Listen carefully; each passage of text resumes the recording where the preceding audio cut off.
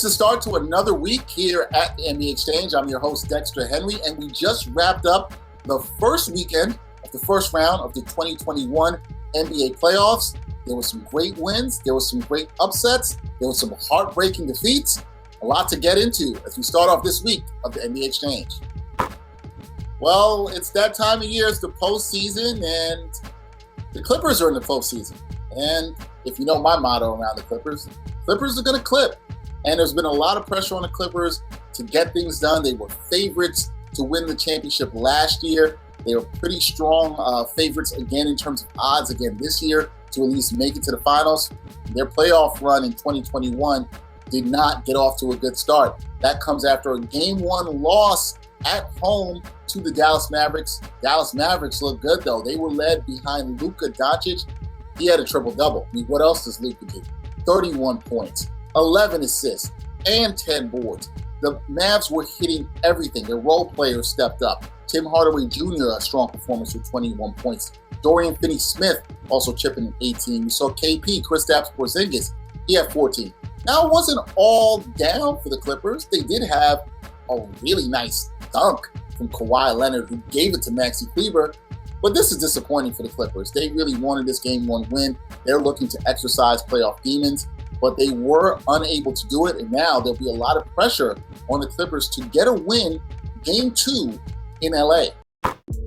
Now, the other team playing in LA, the defending champion Los Angeles Lakers, well, their postseason also did not get off to a good start. They suffered a 99-90 loss at the hands of the Phoenix Suns. The Suns, second in the West, but many of the odds makers still have the Lakers as the favorites. The Suns were not trying to hear any of that, despite Chris Paul exiting the game twice, dealing with a shoulder injury. They still got the job done. And look, they had great performances by two players on their team playing in their first playoff game. And we're talking about Devin Booker and DeAndre Ayton. Devin Booker, 34 points in this contest to go along with 8 assists and 7 boards. DeAndre Ayton outplayed Anthony Davis with 21 points and 16 rebounds in this contest. Huge win for the Suns, which our producer Greg, he predicted the Suns to win in 7. The Lakers, they, like the Clippers, have their work cut out for them as they look towards a Game 2 matchup against the Phoenix Suns. Well, the theme for this episode, tough losses. And playoff fever had reached Madison Square Garden, the world's most famous arena, as Knicks fans had waited 8 years to see their team in a playoff game at home. And Trae Young, stopped that playoff fever cold. 107-105 victory by the Atlanta Hawks over the New York Knicks. Trae Young, cold, as I said, hitting a runner with 0.9 seconds left in the fourth quarter to sink the Knicks. And Knicks fans now find themselves in a situation where they're down 0-1. Atlanta finds themselves up 1 in the series. And there's some concern among Knicks Nation. I want to bring in my producer, Greg. He is a super Knicks fan. I got to ask you, Greg, are you concerned after this Game 1 loss with the Knicks falling to ice Trae Young and the Atlanta Hawks? I'm 100% concerned. We talked about this. I picked the Hawks in 7. I'm gonna tell the truth. I'm not gonna be like every Knicks fan and just be all in the sauce. And we had a great season. I understand, but I'm picking the Hawks in 6, and it's really the Trae Young factor. It's the Trae Young factor, and the fact that I've watched the Knicks closely this season, and one of the things I've noticed going down the stretch was that the better Julius got shooting the ball from 15 foot out his mid-range game, the more he expanded, the more he started to pass, the less he started to pass the ball.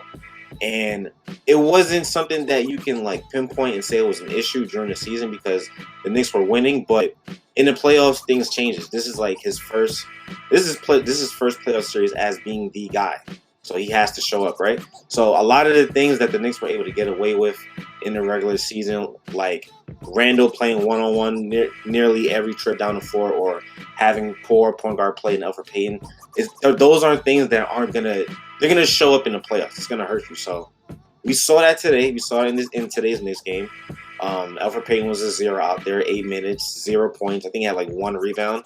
And now you're gonna have Derrick Rose played the majority of the minutes, which he was already doing, but you're down a man when it comes to your guard. So those are just those are some things that concern me when it comes to this series. Well, with that being said, really quick, do you think they bounce back and win Game 2 on Wednesday? They have to. You know what I mean? Like I don't think they can go down 2-0 and feel comfortable about their chances to win the series. I think personally, if they go down 2-0, you're gonna see heads down, and it might be curtains. It might be a sweep, honestly. So they have to win Wednesday's game. I think it's a must win. Wow, Greg, not confident. Knicks fans, we'll have to see, but their main focus is going to be coming on Wednesday. Got to stop Trae Young. One of the big games over the weekend was the Bucks getting a huge win over the Miami Heat. A lot of people had this series as a pick'em. Didn't really know where to go. Could the Heat do it again and beat the Bucks for the second year in a row in the playoffs? Or the Bucks exercise their playoff demons and beat the Miami Heat? Well, they got off to a good start on Saturday, knocking off the Heat, as I said, 109-107 in overtime.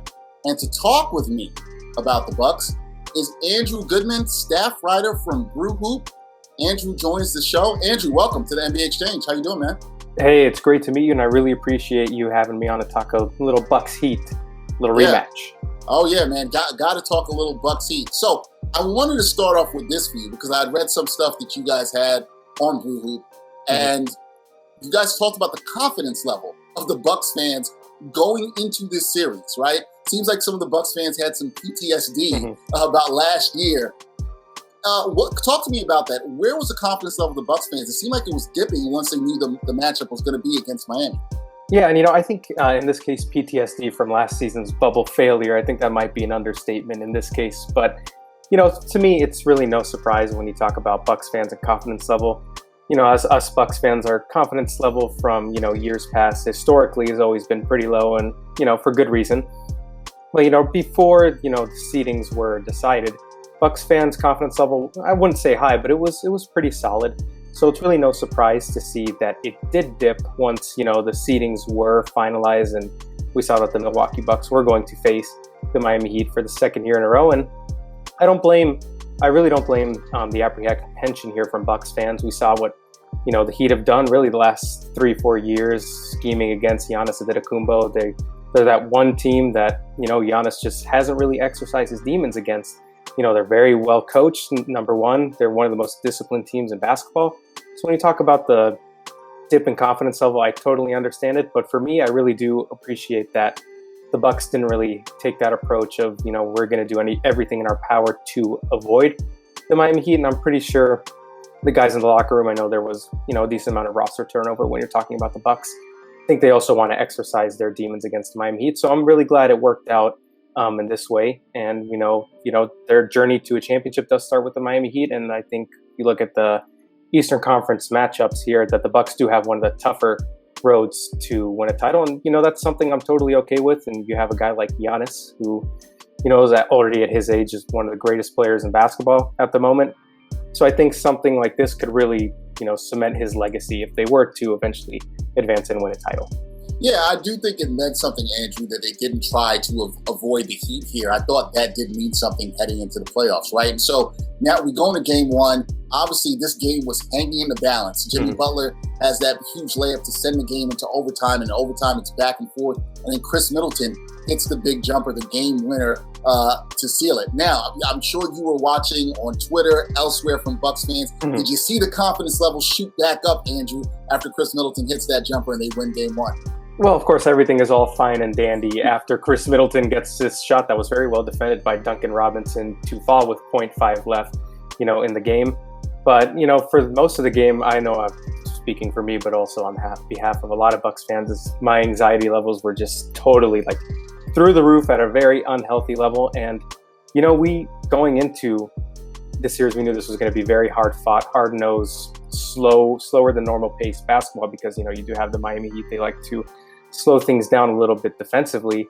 So yeah, obviously when Chris Middleton hits that shot, it's great, but I think, that did ease the pain a little bit. And there was a lot of things that the Bucks did not do very well that, is cause for concern, which, it does.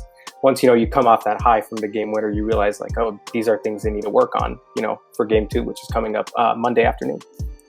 So when you look at this matchup and you look at what happened here with the game one win, we talked about exercising the demons, Andrew, for this team. How big is this game one victory? You talked about how something that could spearhead them going forward. How big is this victory in game one for the Bucks and their confidence going forward? Yeah, I don't want to sound cliche at all, but it's huge. At Brew Hoop, we did a staff roundtable where we predicted the series, and I actually predicted the Bucks would win the series in 5 games. I said that none of these games would really be a blowout. They would be very close, contested. And when you talk about only 5 games, you think, well, that's pretty easy series. But if there's nothing easy when you're playing the Miami Heat.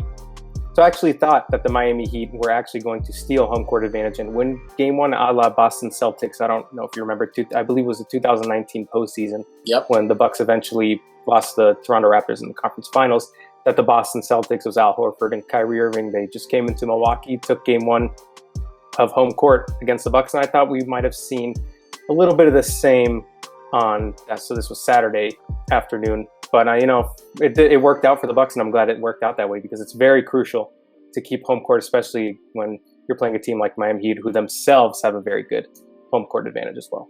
Absolutely, no doubt about that. I want to talk a little about Giannis in this game. We saw some shooting struggles from him still, right? 10 of 27 from the floor, 6 of 13 from the line. He did have 18 boards in this game, so he did contribute in the other areas. Is there concern about Giannis, especially the way the Heat have defended him over the years? We even saw last year in the bubble how they defended him. Are you concerned about Giannis's shooting struggles, and how imperative is it that he breaks through with a better shooting performance in the series? So oddly enough, Giannis did struggle mightily, but I thought it was more mental lapses more than how the Miami Heat were defending him on Saturday. And I think this goes hand in hand. The Miami Heat acquired Trevor Ariza, but they did lose a huge piece. In my opinion, Jay Crowder, who is now in Phoenix. You don't have to mention Jay Crowder to Bucks fans to have nightmares. We saw, I believe he knocked down 25 3-pointers against the Bucks in their 5-game series last season in the bubble. So my biggest concern with the Bucks and Giannis overall was the fact that they had Giannis initiate a lot of the offense at the top of the key, which I believe plays into the hands of the Miami Heat. You're allowing them more space, more opportunity to build the ball, and the Bucks were actually very successful offensively when they used Giannis as a roll man, and they had Drew Holiday and Chris Middleton initiate the offense. So I think that's something that they're going to want to, go back to, where their bread is buttered.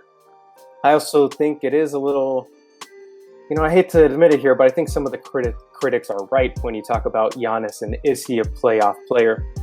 Now, Giannis was by no means the best player on the floor yesterday. I thought Chris Middleton and Drew Holiday, 1A and 1B, the best players on the floor. You got to throw in Goran Dragic as well. He was great, as well as Duncan Robinson. So for me, the biggest thing about the Bucks, when you're talking about Giannis and scheming schematically against the Heat's defense, you're going to have to put him in places where he's successful. It's not like you're playing the Orlando Magic or an 8th seed in the first round. This is one of the toughest first round opponents you can face, and it's all about putting Giannis in the right places. And I believe if they utilize him more as a roll man, it opens up more avenues offensively. And for me, I've always, I like Giannis shooting. It's not pretty, but it's important for him to have the confidence to let it fly. But there are just some times where I believe Giannis plays way too fast. These early shot clock threes, uncontested or not, I believe they should count as turnovers. But I think it is important for Giannis' confidence to have a good shooting game. But at the same time, if he doesn't have a good shooting game like he did on Saturday, I still believe the Bucks can win. But that is if they put him in the right places to succeed.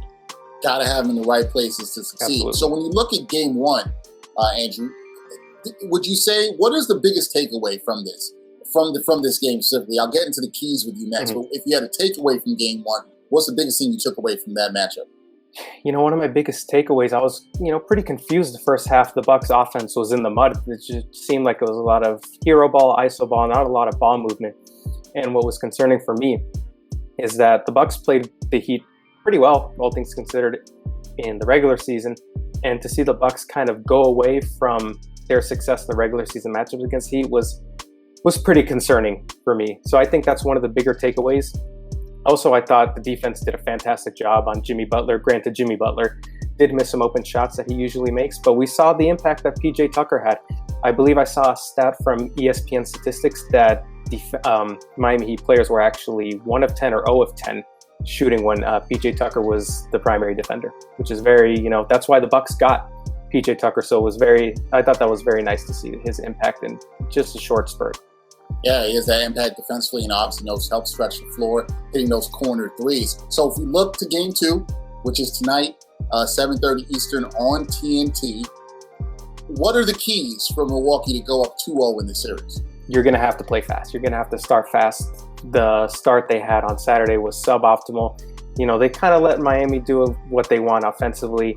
And I think an area where they're going to have to improve is we saw Duncan Robinson, he hit some tough shots in the second half. I thought the Bucks defense did a little bit of a better job defending him in the second half, but we saw in the first half where Chris Middleton was chasing him around, and the Heat would set 3 at sometimes 4 screens on the perimeter to free up Duncan Robinson and would leave Brook Lopez sort of as the last line of defense. But rather than stepping up on Duncan Robinson for a contest, Lopez sagged off, and it came back to bite him. And you can't give a shooter like Duncan Robinson, who's one of the best pure shooters in the NBA, open looks like that. And that's something that in order for them to win the series, it's going to be something that they need to tighten up.